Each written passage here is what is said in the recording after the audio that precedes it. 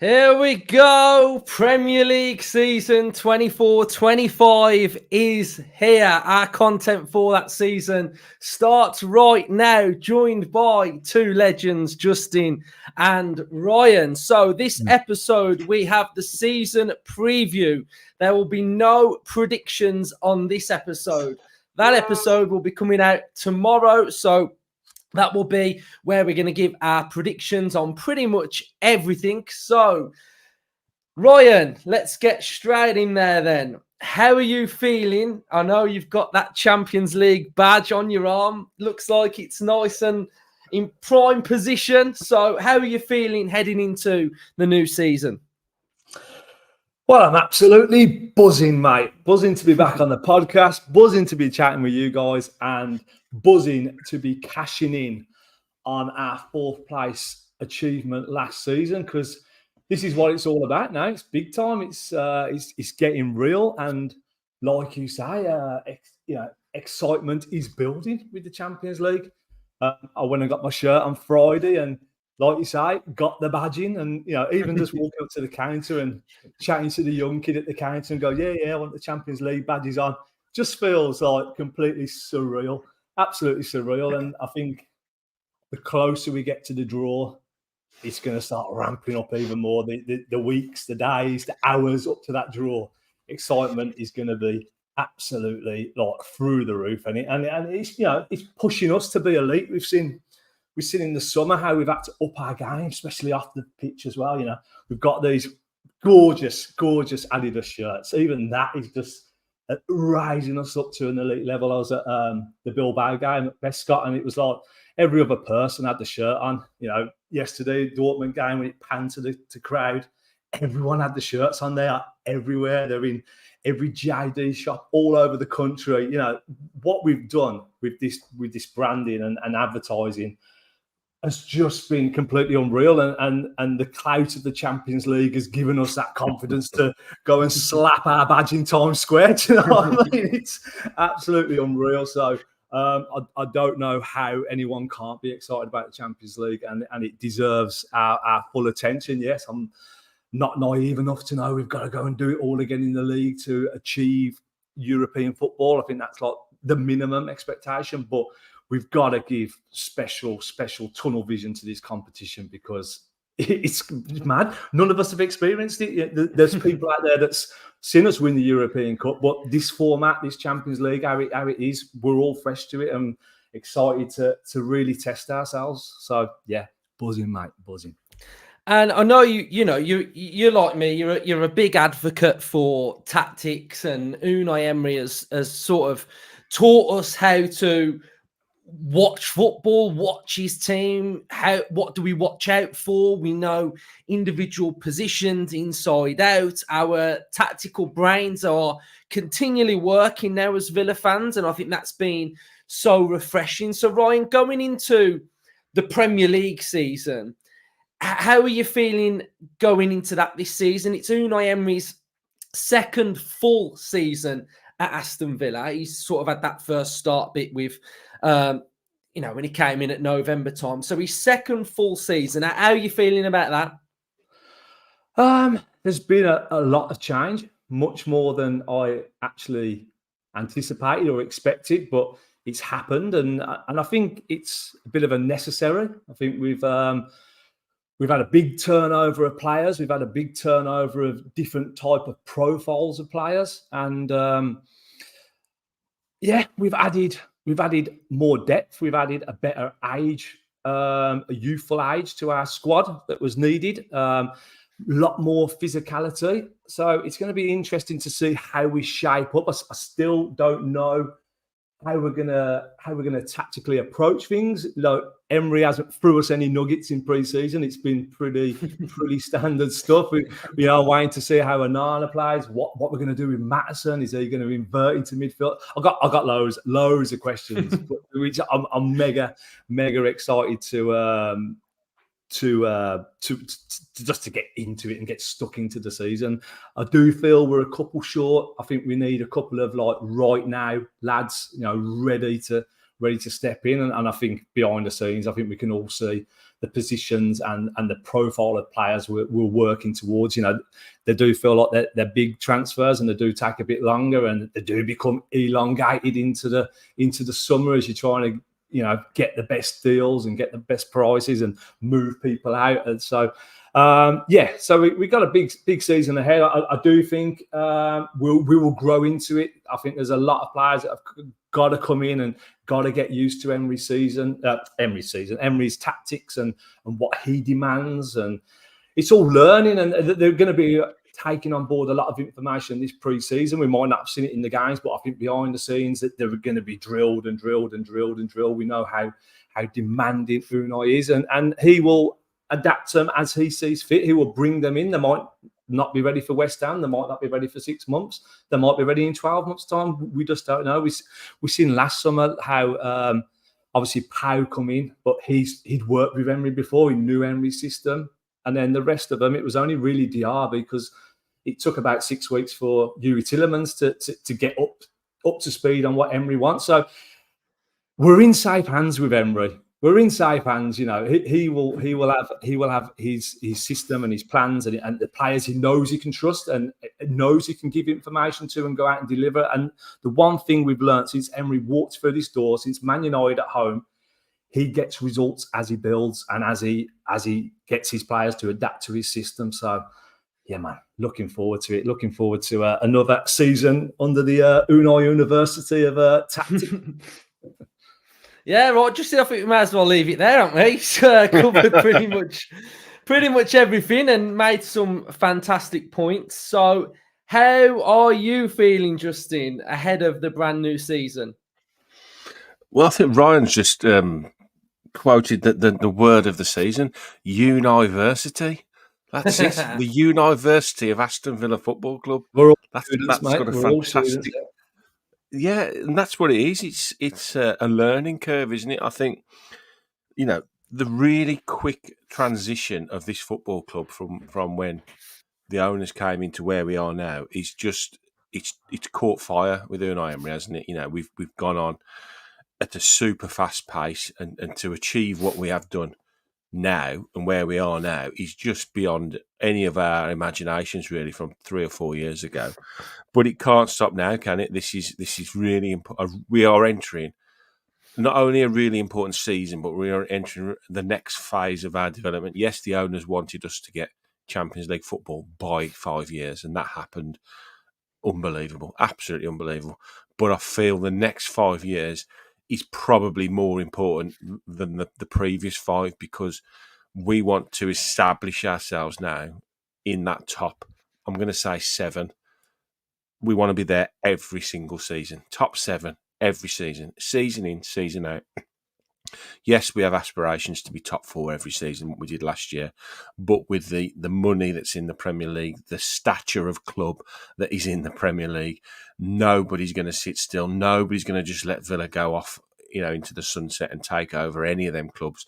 They all want their positions back. They want Champions League football. Man United want it again. Spurs want it again. Chelsea want it again. They all want that top 4 position. So our evolution now into what hopefully will be over the next 5 years to establish ourselves in that top group of teams is very, very important on and off the pitch. What we've seen off the pitch has been critically important.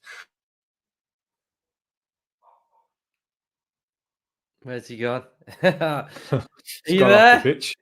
Yeah, he's gone. We're talking about off-pitch issues. Justin's gone off the pod.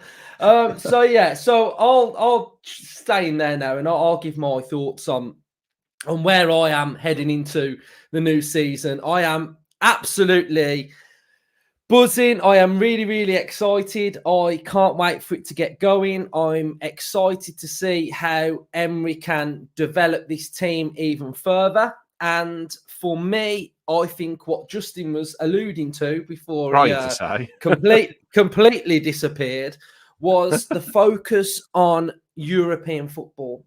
European football is absolutely integral to Aston Villa now. Whether that for me now becomes Europa League, Europa Conference League, Champions League, season in, season out, European football has to be the aim. So that is where I am with sort of the league. I think off the pitch, we've been very, very good. We've started to see Villa going into a different dimension with, like what Justin was talking about. He was saying about, Times Square, Adidas, the club shop on Friday. It looks brilliant. And our focus and our presence on a brand stage is really there. So for me, going into the season, I'm excited. I think we are not quite there yet fully with the squad. I think that's okay. I think as a transfer window evolves, I think it's very difficult to judge a transfer window while it's still going on. I think because it's continually evolving, we've got things in the pipeline. We've seen today with Fabrizio Romano saying that we're in talks with Gertruda. Those are advancing really, really well. That adds a different dimension to our right back and our defence. There's an attacker possibly going to be coming in. So I think when you're looking at the window, be cautious by judging it now, because what we look like now is probably not what we're going to look like come September 1st. So I think we've still got business to do, which is fine. I think Emery is going to be on a different level this season. I think he's going to bring even more intensity. And I think the biggest thing for me is that we have signed players that aren't just for right now. And that's vitally important for Aston Villa moving forward in 2 to 3 years. What I would say about Unai Emery is that he's not here for a good time. He's here for a long time. And the planning and the preparation of this window has showed you all that what we're doing with the market by signing younger players, we're getting the average age lower, which is then going to give longevity to the squad. It's then going to enable us to maybe move players on. Like you look at someone like Dobbin, he's gone straight out on loan at West Brom. Can his value increase? If his value increases to a certain level, maybe we double our money and sell him next summer. So those type of scenarios are happening. But I think for the squad, the best thing that can happen for it is for that average age to get lower, which means that even players like Onana, Maatsen, they've got that scope to be able to grow and the team can grow together. So I think when we're looking at sort of last season and we go, okay, what was Unai Emery's main objective? His main objective was the Premier League, but his ultimate goal was for Villa to get top four. That was his dream thing for Aston Villa to do last season, and we was able to do it. Now, the dream for Emery this season will be, can we stay there? And there's a lot of clubs, Newcastle, Chelsea, Man United, that are all going to be in that mix, like what Justin said, that are all trying to get that top four position. So we're going to be in the mix. We're going to aim to be there. And I'm confident that we're going to be in that mix and we're going to give it a real good go again. So that's my thoughts. I've gone off on one a little bit, but, you know, that's what we're here for. Right. So Champions League football, like what Ryan said, is something that we haven't experienced for a very, very long time. The pinnacle of European football. That is absolutely massive for this football club. So, Ryan, talk to me. We sit in the Holt End. How are you going to be feeling walking up to that stadium, probably in a dark sort of late September, October, the lights are on, knowing that you are walking to watch Champions League football? Well, I was bloody excited walking to a Europa Conference League game. So I don't know what I'm going to be like on a Champions League, but it's going to be electric, and it is absolutely going to be electric around Villa Park. And what a stadium to host Champions League football. You know, we've had a bit of a refresh. The Adidas sign on the North Stand looks class, doesn't it? I think we've got rail seating as well, ain't we, Luke? But I think as soon as we're in there, the anticipation for kick-off and then when that anthem comes on, I think it'll be quite emotional. I think it'll be an emotional thing. And and then it's real, and it's real as soon as that whistle goes on that first game.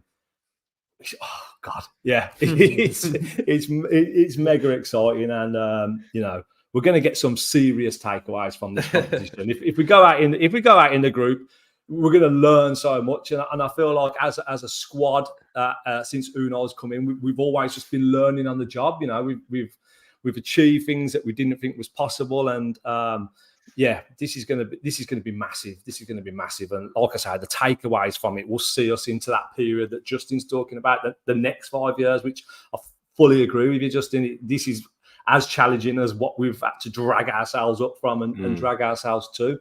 So I see nothing but positives from us being in this competition. It's just like an elite competition. It's unreal. Yes, there's going to be playing pressures. Yes, you see a lot of talk on social media and amongst the fan base of, you know, how we're going to handle playing, I don't know, Real Madrid on a Wednesday and Liverpool on a Saturday. But I know it's not the same competition, but last season when we had group stages, Thursday night games, playing on a Sunday, we dealt with it. We managed it. And I know it's not on the same level, and I know we're going up to an elite level, but we adapted and we found ways to deal with it. And like the most scintillating football we played was between September and December. We was unreal, and that was in a Europa Conference League group stage, which we had no experience of dealing with it. You know, obviously Emery's got experience, but we, as a squad, the majority of the players never really dealt with it. So our adaptability is what gives me confidence that we can have a right good go at the Champions League whilst maintaining, you know, wins in the Premier League. Yeah.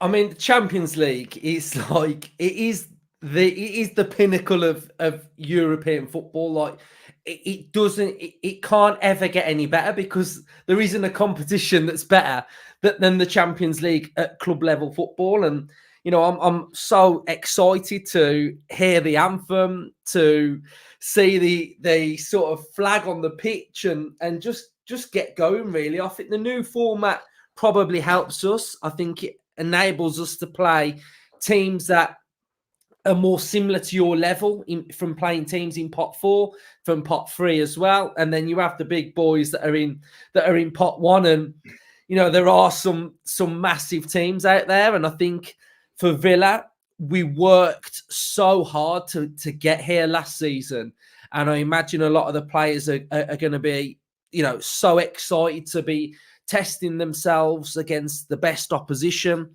I really feel like the Europa Conference League will have really helped us prepare for this. And like what you were saying about sort of when we was in that mix of, playing all those good teams in November, December, we were fantastic. And, the travel, the just training in a different stadium the night before, etc., that some of the hostile places we went to, we've got really good experience now. We're not going into this cold. Yes, the opposition's better, but the actual experience, we can have mental notes. We've got mental learning curves, and this is where Emery wants to be, doesn't he? Our manager wants to be in this competition. He got Villarreal to the semi-final, so it's so good that we're there. And I think as Villa fans, we should really embrace it, enjoy it, but also take it serious. We're not in it to just be, as fans, we can get, and I'm buzzing that we're in it. But at the same time, the players, the manager, we've got to aim to go far in it. We've got to aim to try and get out the group. And then whether we play in the playoff or we go straight to round of 16, the aim's got to be to do really well in it. And I think we've got to take it very, very serious because, it's difficult to qualify for it. So while we've qualified for it, we've got to go for it. And we've got a manager there, Luke, that, we're underdogs in this competition. We're in pot 4. We got nothing to lose, and we've got a coach that excels in that position. Like Villarreal, nothing to lose, underdogs, and he gets them to the semi-final and quarterfinals before that, and whatever else he's done in his career, he thrives being the underdog, and we're underdogs in this competition, and I believe that makes us dangerous, and that makes Emery a dangerous coach. So yeah, spot on, mate. Yeah, because he's class, man. He's like, I'm saying now Klopp's gone. I'm saying he's possibly second best manager in this league. Like he's right up there now. So Justin, I know you're a very proud Villa fan. So how proud are you going to be watching Villa with the elite? It's a lifelong ambition, isn't it? There's a lot of people that have watched this show since we started. I'm a very strong collector of memorabilia, and behind me I got all this Champions League memorabilia from when we won it. Peter With and Jimmy Rimmer and all the lads, and I love meeting them. But I think I said the other week, it's time to write a new chapter now. This is the new Aston Villa, the new improved Aston Villa. We are competing once again with the elite of European football, and it's where we want to be. And we've got the structure, the infrastructure's there, the structure at the club's there. Everything is there to help us achieve anything we want to achieve.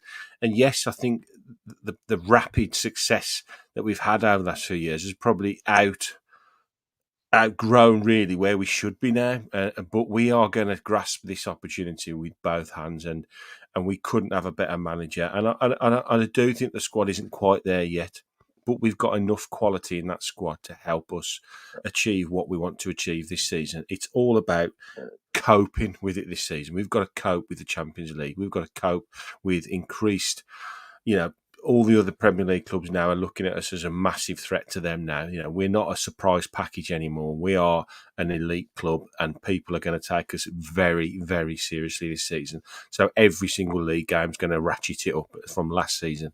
Champions League, as you know, we've jumped 2 competitions from the Conference League. We've bypassed the Europa League. We're straight into the Big Boys Cup. So that's going to be difficult. We want to go deep in domestic cup competitions this season. You know, we don't want to throw those away this year. We want to go deep in so many, you know, of the games this year. We want to compete on every single level. But we've got the manager. We've got a group of players there who are going to be critical to how we cope this season. You know, the balance of the team is very good. The Martinez is the Watkins now with the experience and the concert he had in the Euros in the summer. You know, that's going to increase his stature within the game and his ability to go out there and be a leader on the pitch now. We saw Bailey's emergence last year, McGinn, the captain. You know, there's players, Tielemans, you know, he's going to grow in stature again this year. We have got a real good nucleus of players that are going to thrive on what's coming this season, and I can't wait for it to happen. And that first night when that anthem comes on, I don't think in my life I'm going to be surrounded by so many grown adult men crying as I've ever seen in my life that night. Yeah, I reckon I'll well up a bit. I will, because There'll of be the tears everywhere that yeah. night. I think if you Well, say there happy won't tears, be, not ups, you know, just yeah. It's unbelievable. I think it's going to be like, oh, you know, the hairs on your arm are going to stand out. I think you're just going to get that, you know, you get that little shiver or something, and you're like, oh my god! Like, as soon as that little We're all sound going to be goes in that on. stadium, and we're going to be we're going to be there early. Everyone's going to be in their seats early, and when it strikes up, you honestly, that is going to be a spine tingling moment for me. Yeah, it's going to be epic. So let's just touch on Emery then. So, Ryan, how do you think Emery's feeling this season? I've already said that he's here for a long time, not a good time, which I think is pretty good assessment of it, really. So, you know, how do you think he's sort of feeling? What do you think his sort of ambition is this season? Well, he's had some good times in a short time so far, hasn't he, Luke? So let's keep the good times rolling for a long, long time. Yeah, definitely. I'll give him a lifetime contract because he's been nothing short of unreal, to be fair. And he'll be relishing, I believe, this rebuild. It's a fresh challenge for him. We've got a much deeper squad now. You know, the reason why we couldn't get over the line in Europa Conference because we didn't have a squad, did we? Injuries took the toll and the depth weren't there. And, you know, we're promoting kids from the under-21s, the under-19s, wherever we could get them from just to make up the bench. But this season, even if we do hit some injury crisis, I feel that we've got a good depth. It feels like we're close to having two starting 11s that we can rotate. Players chomping at the bit. So I think he'll be very happy with his squad. I do, like I said earlier, I do feel we're a couple short, and I think Emery knows that, and I think he'll want to get them in. And when he does get them in, I believe he'll be in a very, very good place. Yeah. I think he'll be relishing. We know he said numerous times, hasn't he, about league. League position is key for him. Doing well in the league, and then cup competitions and everything else will evolve alongside that league. But we always get the feeling now that league is priority, and qualifying for Europe, like we've said, whether it's Champions League again, Europa League, Europa Conference, we need to maintain that continuity of qualifying for Europe season in, season out. Look at Newcastle, the last game of the season when they thought they'd qualified for the conference. They were proper celebrating because I think they knew the importance of missing out on Europe and continuing that European ride. And then in the end, United beat City and they missed out. So I'd guess if you was a Newcastle fan now and we asked them now, would you rather not have Europe or Conference League? They've got to say Conference League, haven't they? You want to be part of Europe. And for us, for our name, Aston Villa, you want to see Aston Villa in European competitions. We want to see our names being pulled out of drawers. We want to be associated with UEFA football, really, on a club domestic level, and that is key. And I think that will be Emery's benchmark of getting us into Europe again, and then seeing how we evolve, you know, in cup competitions. Yeah, I fully agree with what you were saying, especially about the Newcastle thing as well. When I was on the overlap and the Newcastle fan was talking, and he was saying like the biggest positive that they've got this season is that they're not in Europe, and it's going to give them a greater advantage to qualify for Europe. And I think not being in Europe is never a positive for where that club now wants to get to, and for where we want to get to. It's not a positive not being in it. You know, we showed that we were the last English team in Europe, got to the semi-final. No other English team got to a semi-final. Okay, it's Conference League, but it's still semi-final. You're still playing extra games, and we were still able to get into the Champions League playing on a Thursday, Sunday, and our injuries, etc. So I think it's never a positive. And I think for Emery, you know, you hear a lot of the players coming in now, and the first thing they're mentioning is coaching. You know, they want to be coached, they want to develop, they know why they're coming here, and that's vitally important. I think that old sort of saying, and it used to really do my head in when players would come to Villa and it felt like they were reading off a script. Villa's a big club. Villa have won the European Cup. Villa want to get here. Villa's blah blah blah. I don't want to hear that crap. Yeah. You know, I want to hear I want to know why you're here. I want you to develop. I want you to grow. I want you to. Well, Onana was a great example of that, wasn't it, Luke? Great example. Definitely. You know, that kid, 22. He could have got. You know, he was linked with Barcelona, linked with Manchester United.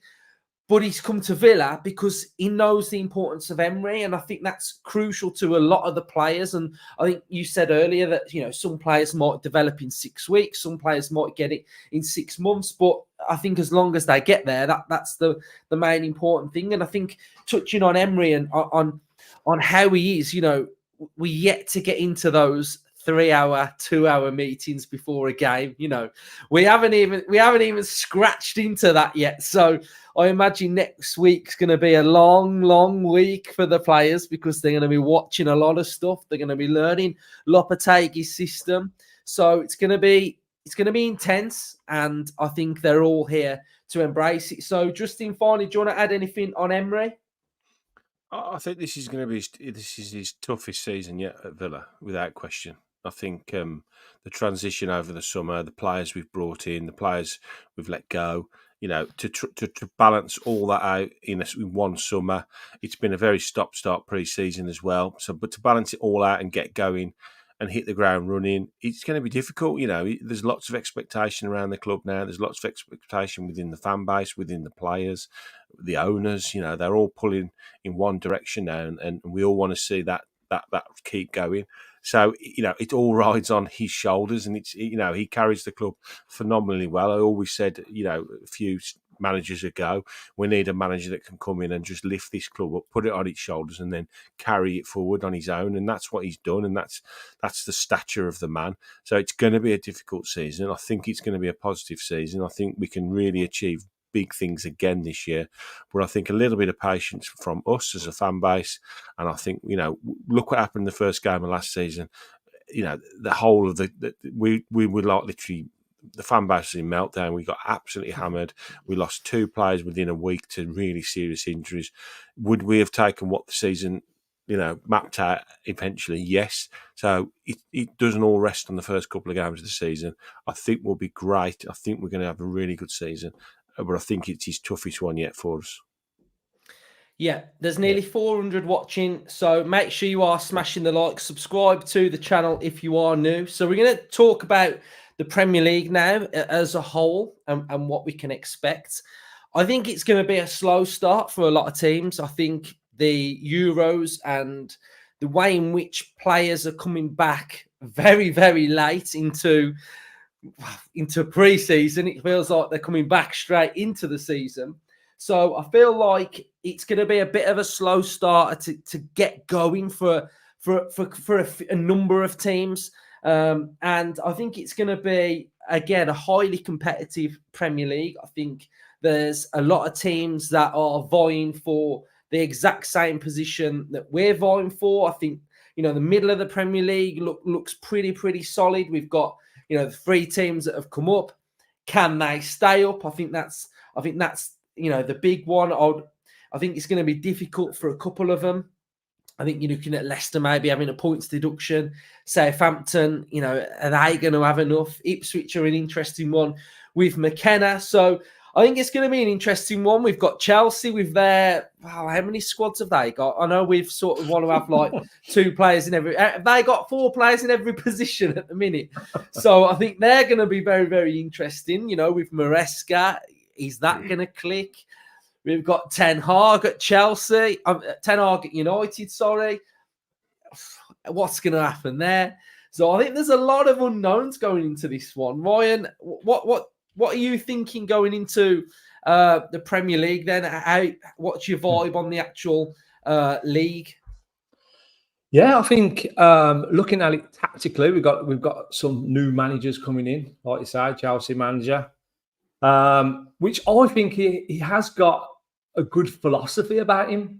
His Leicester side was very good last season. I know they stumbled to get over the line, but they played some really, really nice football, really expansive football. And with Chelsea, if he could get them going, then they could be dangerous. But like with Chelsea, you could have like only 5 games and you could be out the door, even if you've got the experience and the philosophy on how to build the club. So you just don't know with them. I think Slot at Liverpool, again, I think he's going to do good, I really do. I know it's big coming in after Klopp and teams have struggled, like Moyes coming in after Ferguson, Emery coming in after the Wenger. It is a big boots to fill, but I think they've picked the right guy. I think they've picked a really good guy, and tactically he's very interesting as well. McKenna at Ipswich, he's doing bits. He likes to shift players around, and they might be starting off on left back, but they're inverting and ending up in number 10s and all sorts of stuff. So I think we're in for a really, really good season with lots of different challenges. I think teams are getting stronger as well. I look at Solanke, who's gone to Tottenham. I think that's a really, really good signing for Tottenham. There was a dangerous side, Tottenham, last season, but I think that they missed that in-box striker, and everything they were lacking in the final third last season is everything that Dominic Solanke's good at: finishing in the box and pressing in the box. And I think they're come again. So there's lots going on. City are inevitable, aren't they? Arsenal, really good squad that they've strengthened well. Calaflori, is that how you pronounce him? The left back, I think that's a real good purchase. And United, they're stuck with Ten Hag. So, I think it's going to be very, very competitive. Even like Newcastle going to go again, and West Ham have made some good signings as well, haven't they? So, I predict a very competitive top half and an interesting bottom half. Justin, we'll move on from the Premier League then, and we'll let you have VAR then. So, last season, I thought was pretty bad for officiating in the Premier League. I think it was one of the worst seasons that we'd seen. It started off bad with the Wolves-Man United game, and Wolves should have got a penalty, and it just spiraled into utter carnage at times. So how do you feel like a lot of lessons are going to have been learnt from last year, or do you think we're going to be going into more of the same? I think you've got to hope that it's going to keep improving, and I think the only positive from the mistakes is that they need to learn from them. Are we going to see it totally eradicate problems and issues and wrong decisions? No, I don't think that's ever going to happen, because ultimately at some point, no matter how many screens you're looking at, it's still somebody's opinion, isn't it? And that's where the issue with VAR is. It's always someone's opinion. When you've got goal line technology, which is literally, a decision on is it over or not. It's a black and white yes or no. That's fine. But when you at some point you've got to rely on somebody to make a decision based on the current rules, then it's always going to be from different between one and another person, isn't it? And that's been the issues. The time it takes to get decisions is a problem. Can they improve on that? Hopefully. These semi-automated offsides seem to work very well at the Euros, and I think they were in the Champions League last year. I think that's really good. So hopefully we'll get much quicker offside decisions. Yeah, the goal line technology's always worked pretty well. I don't know. No, come on, Apart from once, Justice. obviously. Oh, you might Pretty- trigger a few with that. Pretty. It's all right, isn't it? So I'll rephrase that. The goal line technology has worked very well when it's turned on. So yeah, I mean, it's. I don't know. I think we all had massive hopes for it when it came, out. We thought, great, hopefully it's going to stop, having debates long into the night down the pub after the game on all decisions, and it hasn't really. It's just made them even more annoying because it was brought in to help, and it hasn't always helped. So this is where the problem is. Will it improve? Hopefully, yes. We can only hope that technology improves over time, that communication between wherever it is and the pitch. I think one thing I want to see more is I want to see the ref told to go to the screens more. I think with a debatable decision, I think it needs to fall. The decision has to fall on a real debatable, not sure which way. I think they have to pull the ref to the sideline now and say, look, this is the information we've got. You gave it this way with your first look. Please have another look at it. If you still feel that's the way that you feel, great, but have that extra look. And I don't want that decision taken away from the ref. We need to give the refs all the information they can possibly have at their fingertips as quickly as possible. And if they still deem that that's their decision, then that's absolutely fine. Refereeing is a very, very hard thing to do. I've done it. It's thankless because you will never, ever please everybody. So that is the problem. There's always going to be two sides to every decision, and there's always going to be someone that's not happy. I just hope it improves. Yeah, and I think one of the big things that I liked at the Euros as well is only the captain could talk to the ref. I don't know whether that's coming to the Premier League, but I actually really like that because I felt like it sort of cut out a lot of like random things that happen during a game of players running up, etc. So I really liked that it appeared that the ref was just reffing the game and not sort of like all the other players at the same time. So I really, really like that. So I'd say priorities then. I mean, big priority for Villa would be Premier League. I think that is the biggest priority every season we'll have under Emery because it's so important that, again, you get Europe and that sets you up for that next season. We've hopefully going to see in the next couple of weeks the pull of the Champions League when signing players. I expect there to be more business. It's obvious there's going to be more business with Carlos going. Gertrude looks like he'll be coming in. A player's name that just hasn't gone away, that he's still there. João Felix, that one's still there. What happens with Duran? We don't know. Is he going to stay? Is he not going to stay? Something might happen there as well. So we've got a lot of stuff that's still going to happen in the window. So for me, personally, priorities are Premier League, Champions League, and then it falls into those next couple of cup competitions. Like what we've all been saying on the episode so far, is that the squad is better. It's stacked, and the defence will get extra players, extra bodies in there as well. So that does enable us to play a second 11 at times of really good quality. So, for example, if you take Tielemans out, you could put Barkley in. If you take Bailey out, you could put Philogene in, etc. If you take Maatsen out, you could put Digne, vice versa. So, in those scenarios, you're taking players out and putting other players in. Cup competitions, Ryan, FA Cup and League Cup, there's going to be strong lineups in those competitions, whether it's a first 11 or a second 11.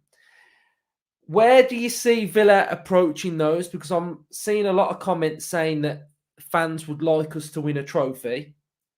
And, without being unrealistic, Premier League is going to be very difficult. Champions League is going to be very difficult. So the two domestic competitions are FA Cup and League Cup. So how are you feeling going into those campaigns?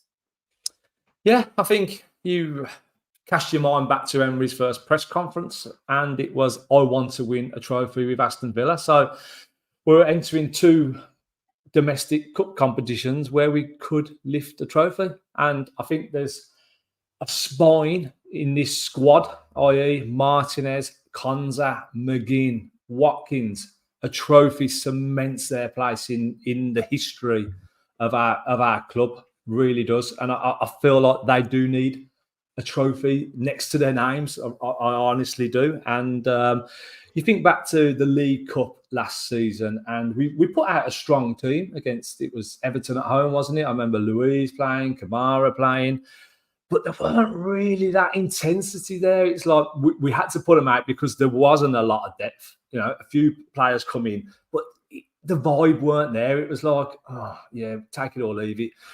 Now with a bit more depth and people chomping at the bit to play first team football, if you're given the opportunity in this competition, it's your chance to shine.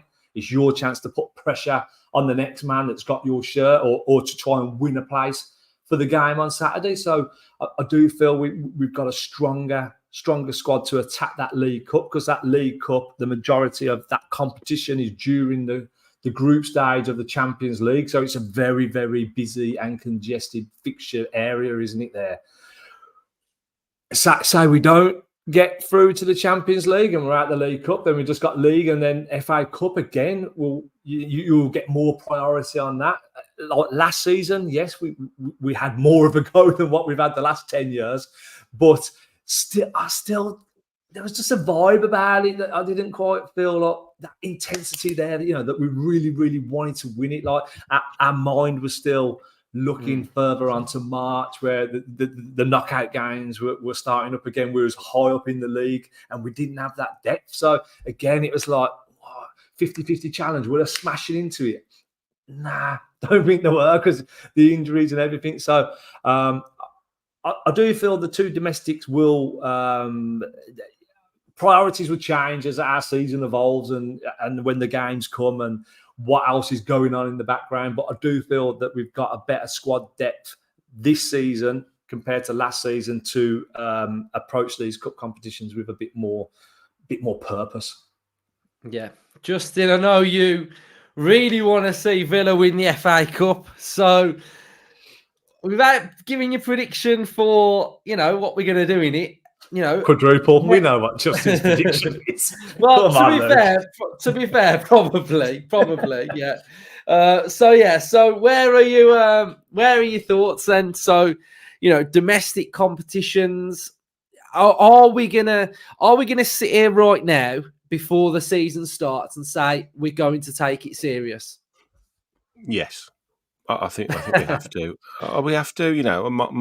I don't shy away from the fact I want to see Villa win trophies. That's what it's all about. That's what playing football's all about. We can aspire to be in European places every season. That's what I want. Top 7 every year now. That's where I want Villa to be. We're not going to get top 4 every year, but I want European football every year. I want continual European adventures. I want to go and play the best teams in Europe. I want Villa to be competing at the top end of the Premier League. And as I said earlier, we competed against a lot of very big clubs. But for me, winning a cup is the most important thing. Eventually, yes, we want to be trying to win the Premier League. That's a few years off still yet, but closer than we've ever been probably in my lifetime. But winning a domestic trophy is so important. It is so important. And I'm not going to be liked for what I'm going to say, but if we went out of the group stages we guaranteed 8 games in Europe in the European Cup, guaranteed. However we do, we guaranteed that, and that is going to be brilliant for us for our first season back. It couldn't have come at a better time. We're going to experience 8 games in the Champions League, regardless, and I'm pretty confident we can finish high enough in that group to get at least a knockout phase game after that. Anything else after that, great. Are we going to go and win it?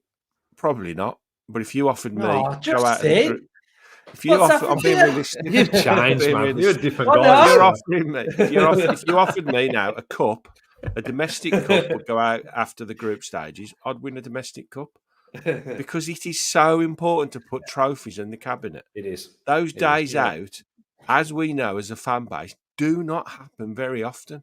They just do not happen.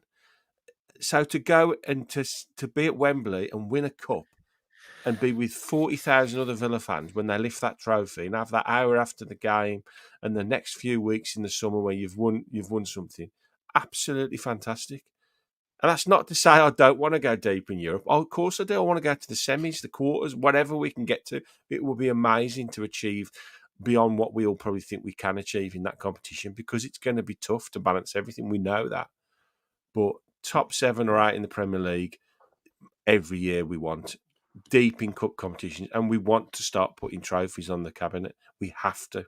We have to start doing it. Look at the names as well that have lived long in the memory from the 94, well, 82 obviously, but the 94 and the 96 trophies for me. Like, you know, people like Graham Fenton and all them names, the squads. I can name the 2 teams that started them 2 games. They're forever etched in my Aston Villa history and in our history. And I do feel that O'Neill's team, that team deserved to have that. And we come so close. And I do feel there's players in this team that deserve that history. And for us as a football club, like for me I've seen us lose the FA Cup, 3 times. And then, but win the League Cup twice, and you know, I'm 41 years old, and Aston Villa have won the League Cup twice. You know what I mean? It's just like we need that FA Cup. You know, that's a right nice bit of clout. That's a nice, right, proper heritage silverware. That is, isn't it? And I think now this 5-year run that we've been on to put the icing on the cake and bring home a trophy, like, yeah, that feeling. Look at the feeling we had by lifting the playoff trophy. I know it's not classed as a proper domestic trophy, but it's still the same procedure. What a day that was. Yeah, and I'm not taking that squad as well. Yeah, top 4, brilliant. Let's get top 4 again. Let's go to the semi-final of Champions League. Great. I want it all. I want it all. I'm not saying that I want to win everything with Aston Villa, but next season for me, going deep in Europe, doing really well in the league, and then throwing a cup competition, a win in as well, that would be fantastic. Yeah. I think now we're getting into a position as a club now where we should be thinking about like winning things. And I think sometimes like what I was saying about like some of like the throwaway like comments when players come, and it doesn't mean anything.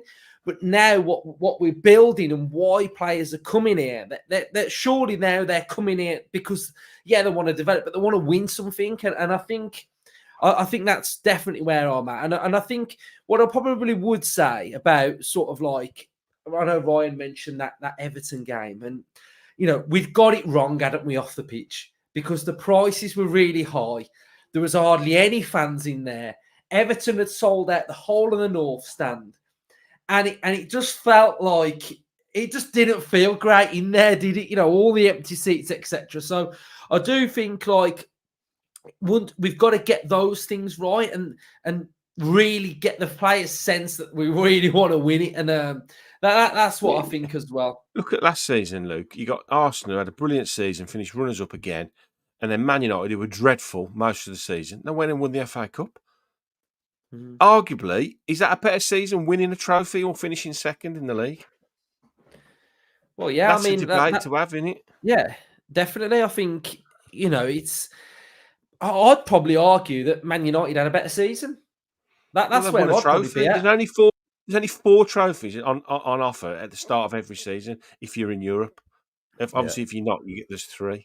So that's a sign of a big club, Justin, because they've been dog shit for like 2 years, and they've won the League Cup and they've won the FA Cup, and Chelsea do the thing. Yeah, Chelsea do it as well. In the cabinet, yeah, exactly. Yeah, so that's the type of level we want to get to, where we are taking and collecting something every season. Is it a League Cup, FA Cup, top 4, whatever? We need to start cashing in and collecting, don't we? And keeping that momentum and continuity. I think if we get one, it could snowball. And I do believe trophies are coming. They are coming eventually on this journey. There will be a trophy on this journey. But when we get the first one, could it snowball into continuous? I don't want to be one of them fans that says that top 4 is more important than winning the FA Cup.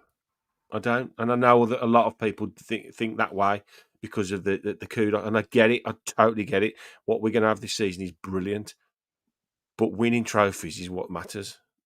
That's when I think, I'm on my way out. I want to think, oh, I yeah, can't believe I saw us win the FA Cup twice. We won the League Cup twice. We won blah blah blah. We won blah. You know, that's just how I feel. I don't know. I I'm think, probably different. I think, like, I think short term, when you got asked that question, so we got asked that question a lot last year. Would you rather win the Conference League or qualify for the Champions League? And I think because we haven't been in that sort of like the pinnacle of European football, and that's something we want to aspire to be, but we want to keep aspiring to be. Europe's still quite fresh for where we are at the minute. You know, when was the last time after last season that we was in Europe? Absolute years. But I think when Europe becomes the standard for us, then the trophy should be on the hunt as well. And I think you won't have to have that. Do you want that or do you want that? Because we'll already always have Europe. And then the trophy should be something that comes our way anyway. And what I probably would say about Man United as well is that when it gets to the serious and the big time, they turn up, don't they? They win the trophies. Now, last time we were in Europe, the big one, we didn't win it, did we? But we did win it not long before that. So what I would say about Champions League is we have got that pedigree, haven't we? So our ratio might actually be quite good. So we might have a ratio a little bit like Man United. So I don't think you can write us off too much. So we've got about 5 minutes left then. So make sure you are smashing the like, subscribe to the channel if you're new, get on the journey with us. It's going to be a really good season. We're going to talk about now for 5 minutes Midlands football then. So Midlands football is something that I think I want to get better. I want Midlands clubs to be in the Premier League. I think the state of Midlands football is, I'd say, quite average. I think when you look at the grand scheme of football in London, you've got all the London clubs. Sometimes it feels like it's either London or Manchester, and the bit in the between that is not up for debate. Our mates down the road who were going to kick it off and go unbeaten all season and get the biggest points tally in League One started very, very well with a 1-1 draw. So they've had a bit of a rude awakening to life in League One.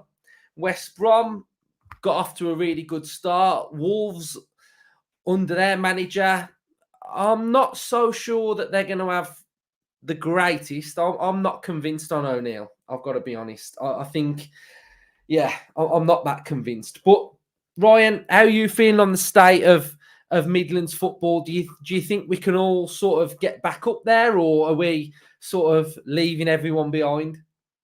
At the minute, yeah, I think our structure at the club is far superior than most Premier League clubs, let alone Midland clubs.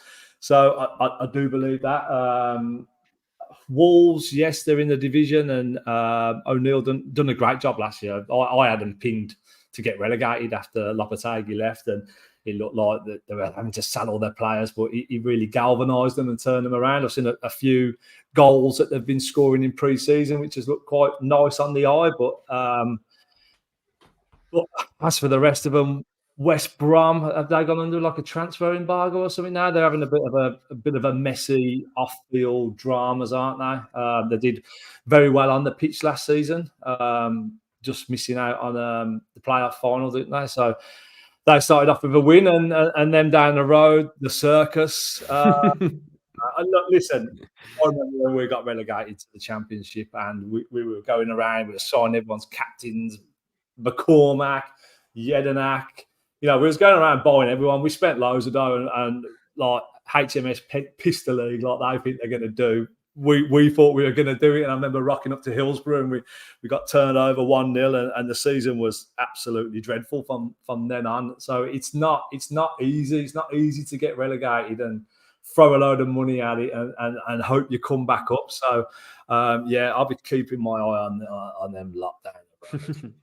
Yeah. I mean that League One. I mean that looks a tough league. I mean whether you know, if you're good and you play good football, you'll probably get out of it eventually. But you know, it just looks, there's a lot of long ball. There's a lot of there's a lot of men in that league. You know, I don't even think you can call them players; just call them men, because there's units up top, there's units at the back, there's industrial midfielders. Where we might be going to like Madrid on a Tuesday, they might be going to Macclesfield on a Tuesday. It's like it's completely different. It's the facilities as well. I mean, you're rocking up at all these stadiums. The fans are on top of you. Even like when we come out of the Premier League to the Championship, the drop off in facilities there was big. And then you're going down again to League One, where you're probably rocking up in a porter cabin as well. You probably have the fans banging on the ball. So it's a rude awakening. And I hope they really, really struggle and finish mid-table. That's what I hope, man. Yeah, I do think they'll probably do all right. I reckon they might come up, but I do think it's going to be really difficult. Justin, I know you're on WM more than you're on here at times. How are you feeling? Yeah, I'm a big advocate of Midlands football, non-league mainly for me. I really enjoy the non-league. I went to Hensford Town, which is my local club, yesterday, Saturday, and they've had a new ownership down there, and it looks really promising for the season ahead. They brought in lots of really good players. Chase Town I'll go to quite a lot as well. Lichfield City I've been invited to this season, so I'll be at a lot of non-league games this season. But yeah, as far as Midlands local clubs go, I think Albion will be okay because they've got a good manager, haven't they? I think Blues have made a big error in appointing the manager with no experience. I think that's a huge ask to go in to a league like that and hit the ground running with loads of new players. They didn't look very good when I watched them on Saturday night, so they've got a huge mountain to climb, I think, to get things going, because you need momentum in that league, because the games come thick and fast, and if you're not winning, you soon get dragged into the mid-table. Walsall, I think they could hit the playoffs this year. I think they've stuck with the manager. They've brought some good players. I think I might actually go down and watch a couple of Walsall games this year because of Uncle Albert's down there, isn't he? So I think that's why I'll be down watching maybe one or two games, hopefully. Serenaded beautifully, wasn't he, Justin, at the Walsall game where he played in pre-season? It's great to see, yeah. So I'm pleased he's sticking around and playing local with Walsall. It's a good appointment. And Wolves is an interesting one, isn't it? To see what they can do this season. They've just lost one of their big boys, haven't they? So to be fair to the manager there, he's done a fantastic job. So we'll see what happens.